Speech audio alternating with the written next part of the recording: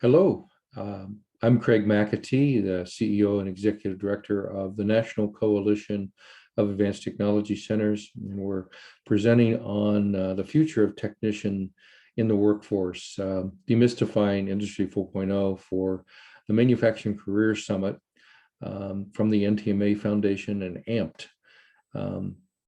Looking forward to getting through our presentation so that you can learn a little bit about what we've learned and what we're doing in the field. So let's start.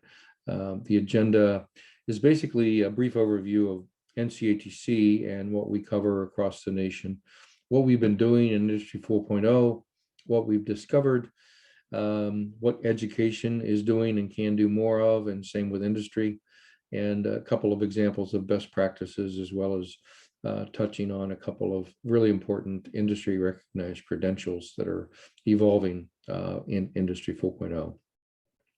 So our focus areas at NCATC are these four major pillars, if you will. The future of work, which is what we're talking about today, Industry 4.0. Some people call it smart manufacturing. A lot of folks are calling it smart automation, but it's all the same. Cyber physical world connected, and we'll get into what that means in a minute.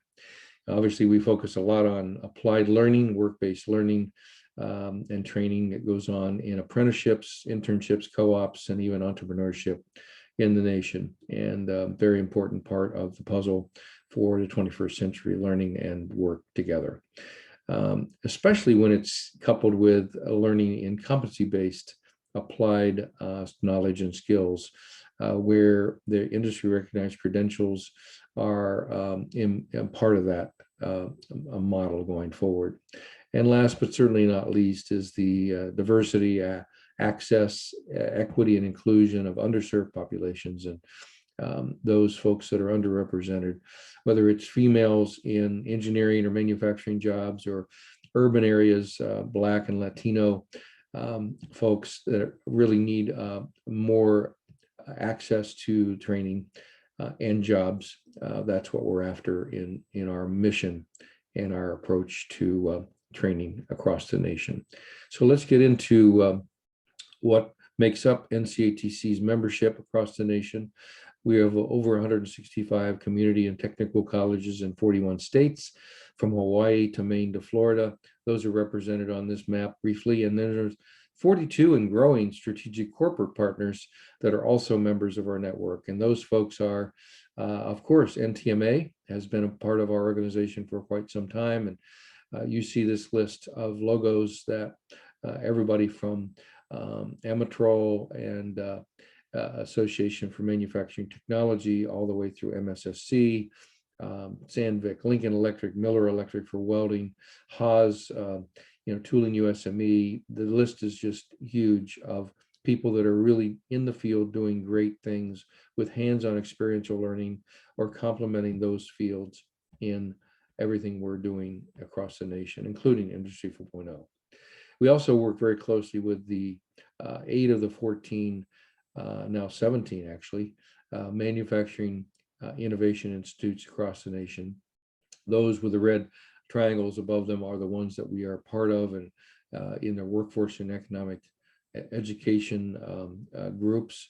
Everybody from America Makes in Youngstown, Ohio for additive manufacturing, to lightweight materials in Detroit, and digital machining from MFG over in Chicagoland, all the way out to the West Coast with NextFlex, flexible electronics, smart manufacturing, et cetera, and down to the robotics group in PA, et cetera. So those are the ones that we work with very closely, and they're part of the equation when it comes to Industry 4.0, as you can imagine. Let's look deeply into what the fourth industrial revolution is all about. Obviously, we've come a long way in the last century, as you see represented on the bottom. Industry 1.0, mechanized or mechanical production. Henry Ford with the Model T cars was a really good example of that. And moving into, as he moved that into mass production, that became much more Industry 2.0, if you will, looking back and labeling it that way to represent where we are at 4.0.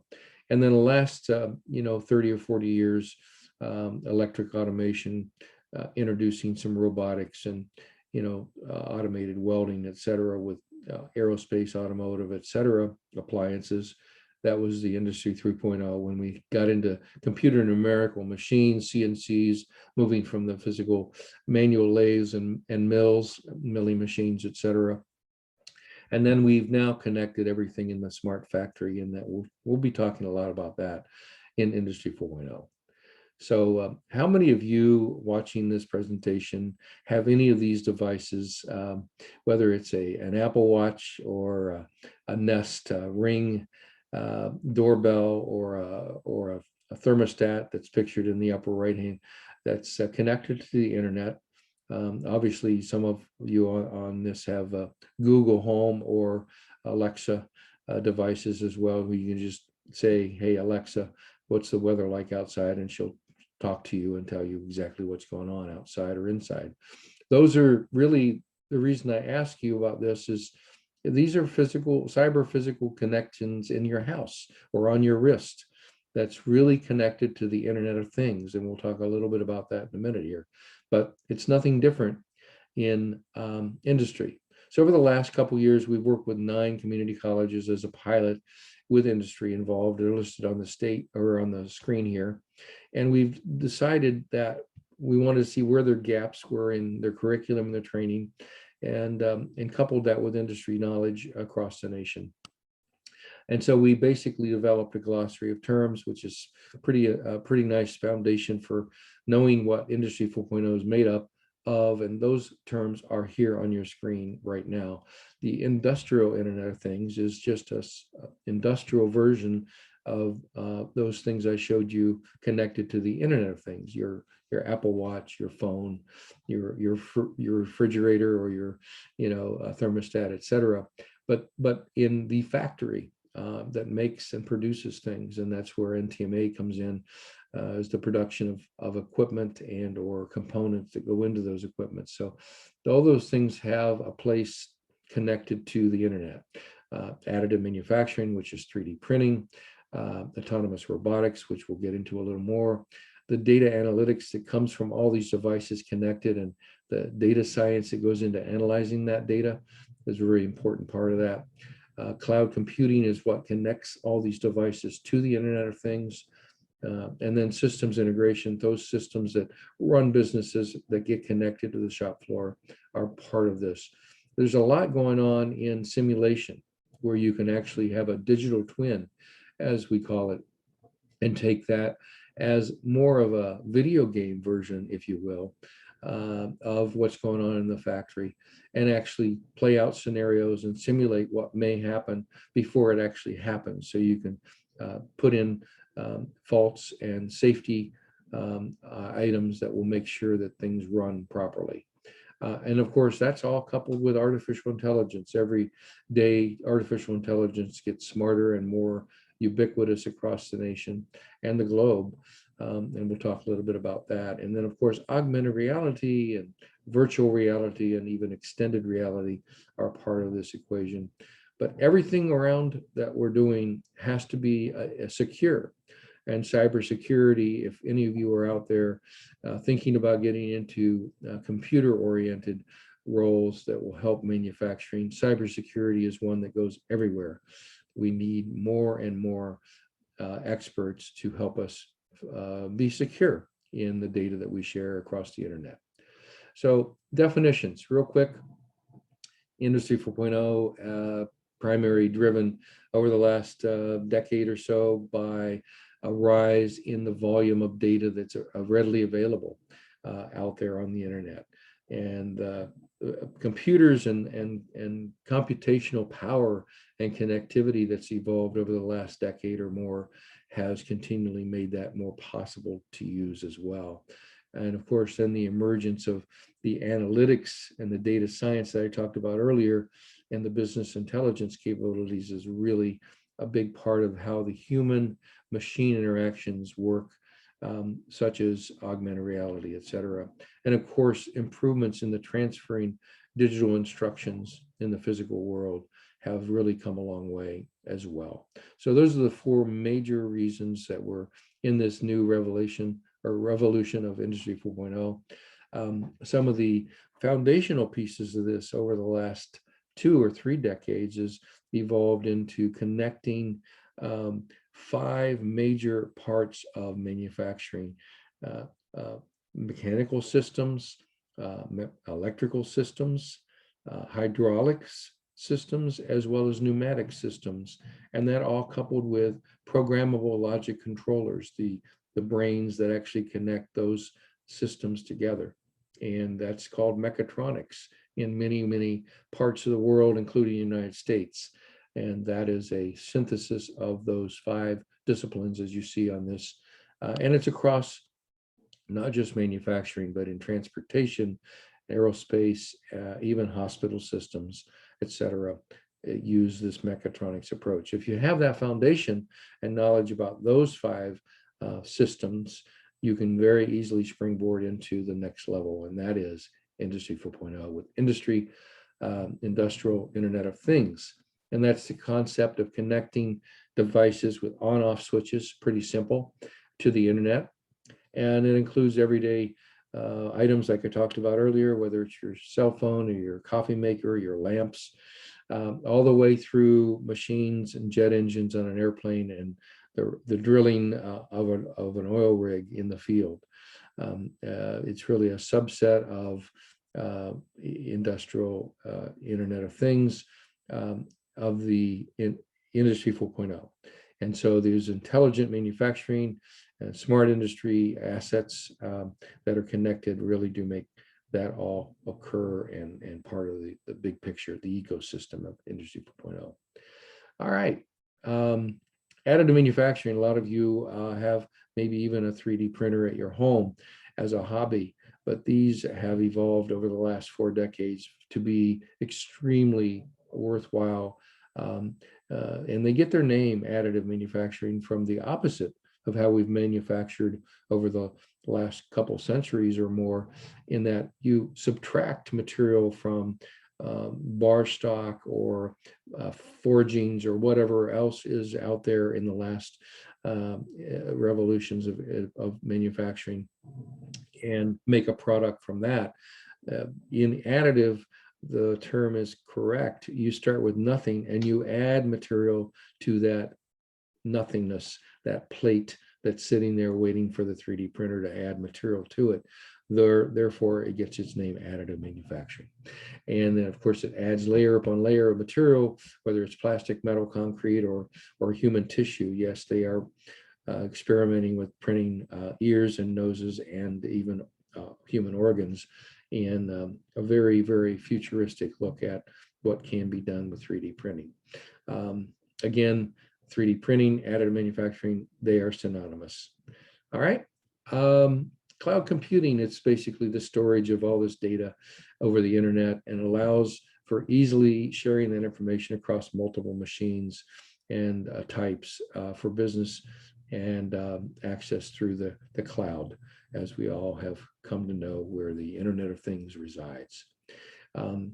Big data analytics, this is a really big part of also evolving computer science into being able to take all that data, imagine all the data that's out there, and analyze it in a good way. And I'll have some examples of that later on in this overview. Again, it's the circulation, collection, and analysis of the information to really make smart decisions from and help the machines get smarter again and more preventative in their maintenance. Artificial intelligence, we have heard a lot about that, and it continues to grow.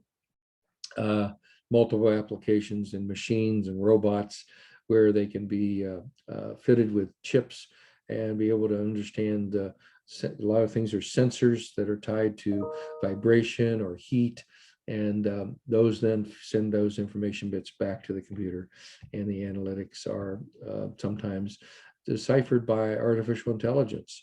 So the Internet of Things connects with the AI system to the cloud, and it's very useful for workers when they're performing and refining these data analytics and communications back and forth to these machines. So that's a big part of the future as well.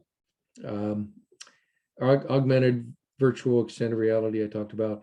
This is being able to get involved with troubleshooting of a machine using a headset or a computer virtually, and being able to actually make adjustments to that with digital controls or even your hand movement in the cloud. And that is continuing to evolve. It's also a lot of game players use virtual reality to be immersed in the gameplay. And it's nothing different. It's just a different application when it's used to maintain equipment in the factory. Systems integration, again, this goes all across all the computer integrated manufacturing that's already been there, all the way through ERP systems that drive companies and do their business and purchasing and supply chain. It's everywhere. So the Industry 4.0 touches all these systems and integrates more seamlessly than ever before across all departments, functions, and capabilities, making things much more smart, as we talked about, smart manufacturing. Simulation and digital twins, really synonymous again, where you can generate a digital version of what's going on and actually simulate some things through that process, so you don't crash a machine or make a mistake with a process.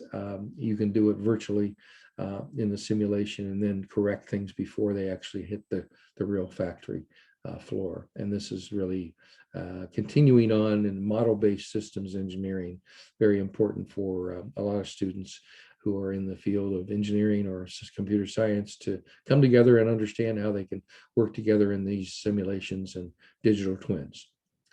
Cybersecurity, as I mentioned, is one of the biggest areas that's growing rapidly every day.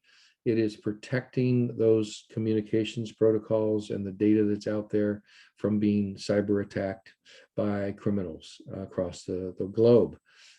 As I speak to you, we've had many cyber attacks in everything from department store sites to infrastructure sites in the United States and across the globe that need to be continually improved and perfected so that we don't have vulnerabilities out there and sabotage of data leaks, et cetera. So those things, if you can get into cybersecurity and that's an interest, you'll probably always have a job in the future. So Industry 4.0 plus industrial Internet of Things, basically, if you put those two together, you've got all that working in a globally competitive world for manufacturing. Some of the feedback we gathered from educators is that entry-level jobs are changing at a rapid pace.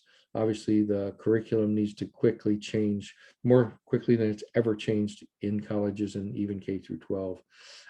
Those interrelatednesses of advanced manufacturing disciplines continue to merge. A lot of our colleges and schools are taking information technology, engineering technology, and manufacturing technology and merging them into one mega department because they're all interconnected and they should be taught that way. The effects on artificial intelligence and human interfaces is really across all disciplines. It's cross-disciplinary, and you need to continually understand how they're connected and identify and update appropriately. So you'll never stop learning with Industry 4.0. There's always something new every day.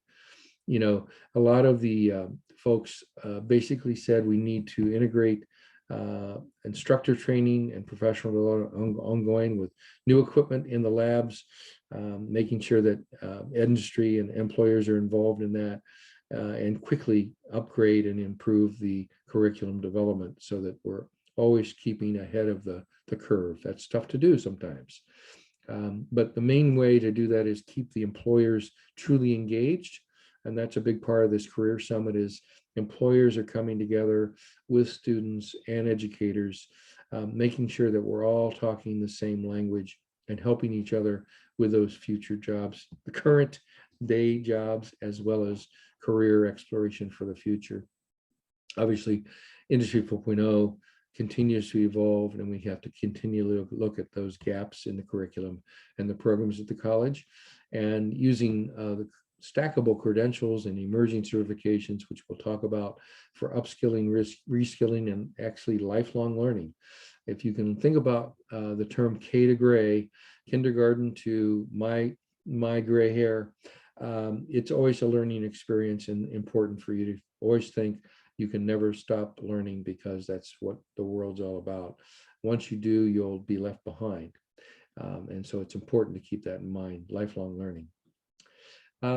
So really the components of this is, you look at a shop floor with the internet connected, there's all kinds of components, interfaces, and standards in these factory networks. There's a lot of algorithms, which, if you do anything on Amazon or any of those systems that you search for a certain product or service, it knows what you're looking for and will remind you until you tell it to stop. Those are those algorithms that continually help artificial intelligence be part of the equation.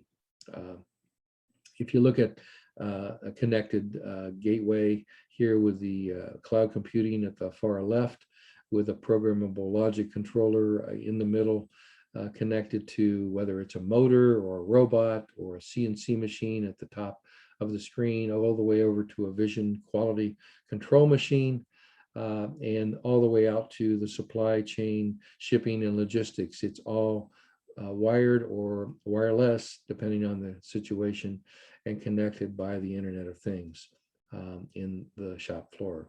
This is really a quick depiction of what the modern factory looks like today.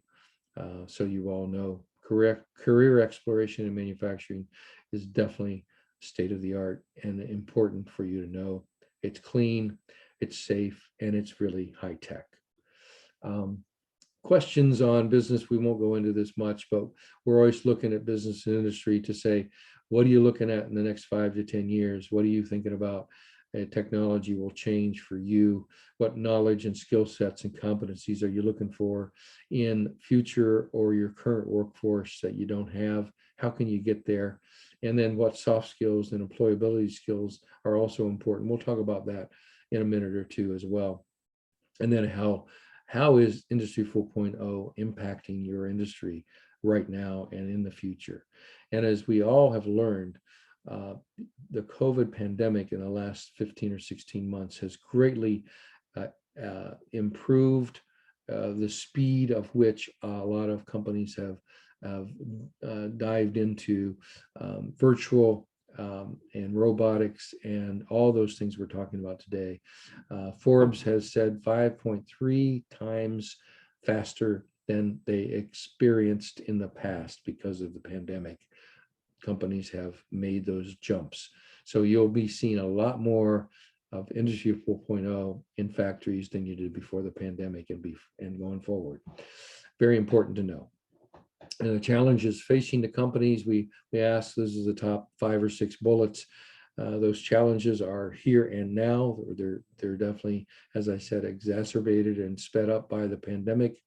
They need to be flexible and agile and have greater access to the talent coming out of the K through 12 and community colleges and colleges.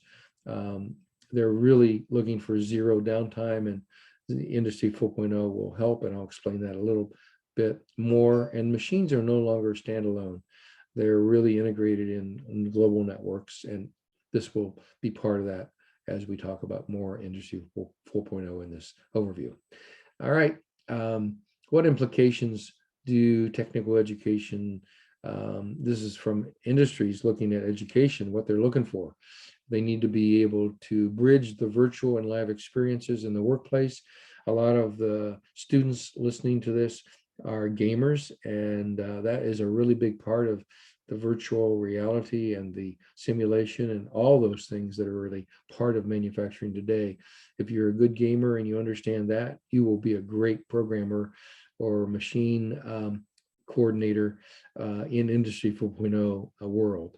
Cybersecurity, as I mentioned, must be taught across the board and embedded at all levels and across the entire enterprise. It's really important to understand the business model with Industry 4.0.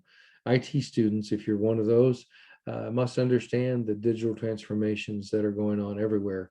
You just don't do IT for IT's sake, and you haven't for a long time, but it's even more important to understand how it motivates manufacturing in the Industry 4.0 world. These are these essential soft skills, if you will, or workplace skills that in a nutshell, that an industry says they're looking for, so you can be aware of that.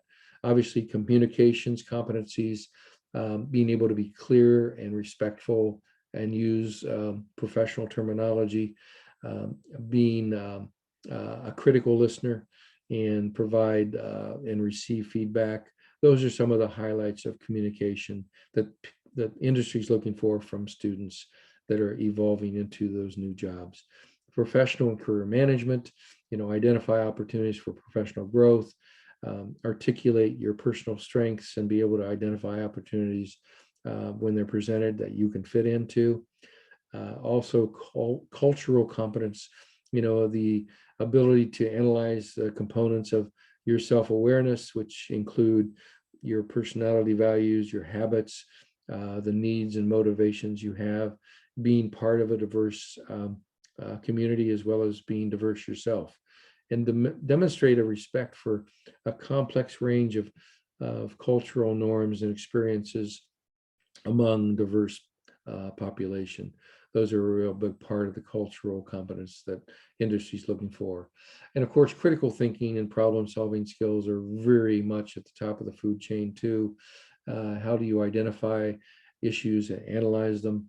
How do you evaluate information and use evidence and data to make decisions throughout the process of problem solving and critical thinking? Big part of what industry is looking for, as well as teamwork and collaboration. And how do you assume appropriate roles where you stand in your current position or your new role as a student going into your first time job? Respect for others' viewpoints, contributing to the team efforts, not trying to be a standalone and it's my way or the highway type of person. Build on collaborative relationships and really do listen empathically to others, and resolve conflicts constructively. All of these are very important pieces of that puzzle. And of course, your technology competence, whether it's just basically digital proficiency or adapting to evolving technologies that we're covering here today, identifying innovative applications for technology and using it ethically and responsibly. I mean, that's a huge piece of cybersecurity and artificial intelligence. All of these tools can be used for many things that are good, but a few folks that are bad actors can use them for bad as well. So being ethical and using these tools is very important to our industry, and aligning a technology to the job at hand is really important. And of course, a balance of using technology with other communication channels where appropriate is part of the equation as well. This is a really great list of essential career competencies that you should make sure you remember when you're interviewing for a job, or you're in a job, or any of these situations you find yourself in going forward, to improve and continually be part of the solution, not part of the problem. All right. Now, some of the skill areas were defined into 3 big buckets. And we talked briefly about advanced digital literacy. We talked a little bit about business knowledge and processes. And then last, but certainly not least, skill area is data knowledge and analytics. We're just going to dive into those, what those mean real quick. If you look at the advanced digital literacy, those are the AI software tools that we talked about, the automation and robotics, basic programming, coding. Python's a real high need out there. Cloud computing and digital fluency and the vocabulary, learning all that and what it means is really important for you to get a hold of if you don't already have that. We talked about digital twins and edge computing, which is cloud computing, a different approach. Those human machine interfaces and functional block programming, these are all important aspects of advanced digital literacy from industry's perspective, to educators and to students. Digital machine learning, network architecture, knowing what IP addresses and things like that are, really important to connect all the dots and know that terminology and how they work with network devices and communication, of course, security controls as well. Now, if we look at the next level of skills, we look at business knowledge and processes. A lot of you probably are studying blockchain, business cycles and communications, and continuous process improvement. A lot of folks that know me know that I stand on one premise for sure, is that if it's not broke, we should break it, because there's always a better way of doing things. And this is part of continuous process improvement. A lot of folks that are out there as students in the Student Summit may turn into be an entrepreneur. That's a huge undertaking, but it's a really noble one. Entrepreneurs are highly valued, and look at Steve Jobs and Bill Gates, who started Microsoft and Apple. They started in their garages with an idea as an entrepreneur, and look where those companies are 40 years later. You have access to becoming your own boss and being an entrepreneur as well. Customer focus is a huge piece of business knowledge and processes. Lean processes, you'll learn about that if you haven't already in school or in your business job. Look at market trends and where things are that we're talking about today are headed. Plug into those knowledge bases and learn about production and distribution, that supply chain, and risk management, as well as vertical and horizontal integration. These are all parts of what industry looks at as always knowing more about their industry than just what your job role is currently, so you can continue to understand who is upstream and downstream from you, and how what your decisions and actions do make an impact on them directly. Last but certainly not least in the skill areas is number 3, and that is the data, knowledge, and analytics, interpreting and making decisions. So computational thinking, data analytics, understanding the data backup and restoration of data so it doesn't get lost or tainted. How the data is flowing from their origin of it, where it's coming from, to the dashboard or the end user. Being able to be fluent in the vocabulary of what you're talking about with data, and the management and storage of that data, understanding that. Obviously modeling, data modeling on a dashboard or in a spreadsheet, SQL, query language for databases. Statistics is a huge piece of understanding how to use data analytics and process it and make decisions from it. And then obviously virtual or visual representations of data are also very big tools in business that you can learn and use more readily. These are all important parts of the puzzle for data and understanding how to use it in industry.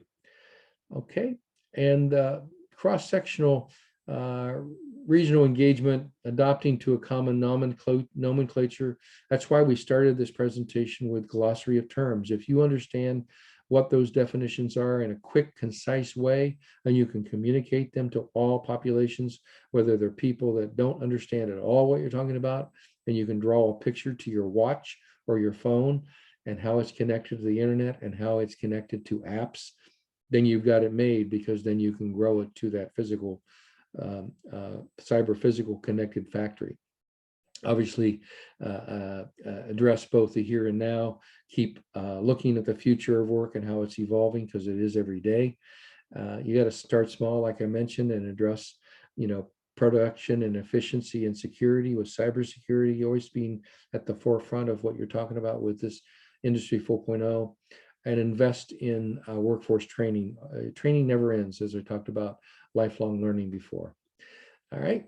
This is just a pictorial of those 8 or 9 key pillars of Industry 4.0 around robotics and simulation and additive manufacturing and cybersecurity that I talked about. It's a nice picture of the whole puzzle circulating around what's really going on a daily basis in smart manufacturing. Here's a lab. which is called a mega lab. Here's some kind of the training equipment by one of our partners called by the name of Festo. You'll see some Fanuc robotics in there, as well as some other controls. Very clean. This is emulating a real shop floor in a factory, but it's a training environment in Tennessee. Another training environment in that space is for cybersecurity. Again, emulating a real world example of that here in this lab for you to get a feel for what they look like. Again, our qualifications for Industry 4.0, we've got several really important people out there in the world working on this. With Tesla, a lot of you know Elon Musk, another hero of ours and mine in SpaceX, and Tesla and many other endeavors, is working with a college in Nevada, Truckee Meadows, with partners like Siemens and NIMS and Festo on credentials that are stackable and portable. And a group that we work very closely with in the National Skills Coalition, the National Coalition of Certification Centers. We do work with the National Skills Coalition, but they all have similar names. But the National Coalition of Certification Centers, commonly known as NC3, is at the forefront of collecting and making sure all of these certifications are, stackable, portable approach for industry and students alike. And that is a big part of Industry 4.0 going forward. Here's a quick overview of skills learning, lifelong learning is at the very top of the food chain. 91% of industry and students believe that lifelong learning is part of the equation of being successful. With interdisciplinary thinking, as we talked about, active problem solving, greater IT competencies or digital competencies that we talked about, ongoing with this chart, self-directed communication skills and individual abilities of potential employees are very important in this chart. But if you look at the NC3 Industry 4.0 certification program, it talks about 3 levels. In this case, level 1 is fundamentals with those 5 or 6 disciplines that we talked about early on: electrical, fluid power, mechanical, PLC, robotics, and Industry 4.0 fundamentals. Then level 2 is your advanced mechatronics. We talked about that briefly, where you have applied fluid power and mechanical systems. Everything's applied in this level once you've learned how they connect in the level 1. And then you get into the level 3, which is the true Industry 4.0, where everything is more connected: the human-machine interface, the smart maintenance, advanced robotics, cybersecurity, etc. This is the level 1, 2, and 3 that NC3 has worked on with those partners I mentioned, and you'll see this in the field as you grow. Again, another version of this with big data, augmented reality, monitoring, cyber physical systems, again, the ERP MES systems, which is the way their business is run, and even radio frequency identification, RFID, is part of the supply chain going forward with the machine-to-machine communication from start to finish. This is another good graphic representation of what Industry 4.0 with additional technology being embedded is all about.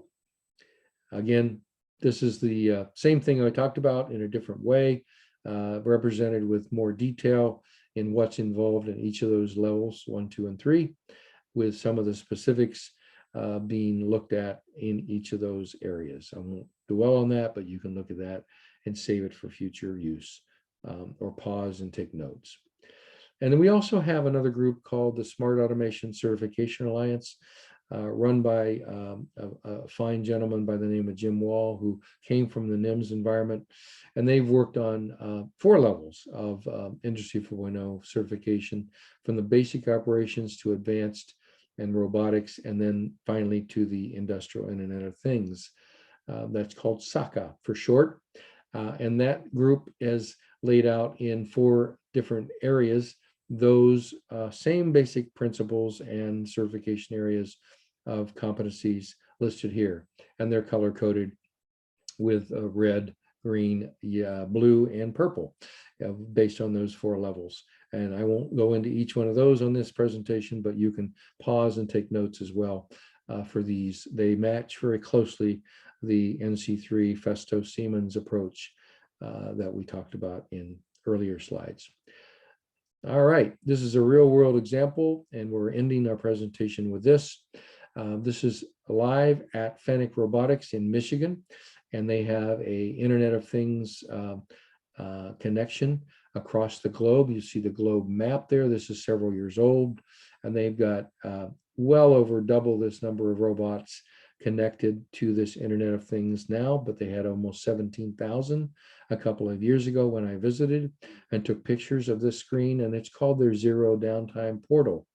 And each one of these robots is connected, and you see Austria with 8 robots monitored at this particular site, and they're connected to be able to look at vibration, heat, etc., things that might make a robot fail. And if you look at the next screen, it's a close-up view of what's going on in this field system that they run. The predictive maintenance that they can actually run on these robots and say, you need to take this robot down and provide a new bearing in this position because it's running hot, or you need more grease, lubricant to make sure it doesn't rub against the wrong areas and overheat, or the vibration, etc. And so all of these are on a dashboard, which you see on this screen, looking at the health of the robots, looking at the maintenance that has been performed already and what's coming up, as well as any yellow or red lights that would say caution or stop, so that you don't crash the system for the robot handling what it's doing in the field. This is a very perfect example of Industry 4.0 with robotics in the real world. All right. And I'll leave you with this slide. This is a couple years old. I'll find a new one someday. But this is just a quick snapshot of all the companies 2 years ago that were involved in Industry 4.0 technology. Everything from the bottom systems integrators to cybersecurity to microchips and sensors and connectivity hardware, the connected industry building blocks at the top, all the way over to supporting technologies with additive manufacturing, augmented and virtual reality, collaborative robots, connected vision machines for quality control, and even drones and unmanned vehicles, aerial vehicles are in this mix, and even self-driving vehicles. You'll see a lot of logos and company names that you recognize, many of those that we've talked about in this presentation that are partners of Ncatc. And I'll leave it at that so that you can ask questions. My contact information is here, and I appreciate your time and your interest in Industry 4.0 and what it means for the future of work.